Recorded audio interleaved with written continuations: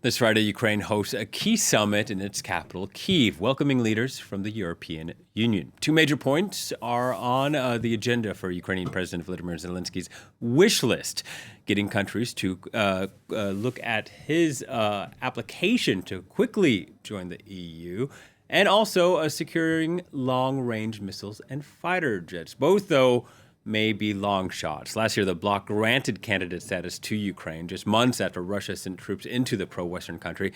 The path to full membership remains long and could take years. Gulliver Cragg reports. Well, Kyiv is bound to be disappointed in the sense that the Ukrainians have been very publicly saying that they want to see negotiations for joining the European Union start this year. And yesterday, the Prime Minister and numerous other Ukrainian officials, the President, mentioned this, and they're not going to get that date during this summit. But at the same time, clearly, even if you're just talking about the symbolic import of this summit, I think that it is a very, very strong signal to be sending for 15 European commissioners, the President of the Commission, the President of the European Council, Michel, all to be traveling to Kyiv. It's no mean feat to travel to Kyiv, right? You have to travel on a train.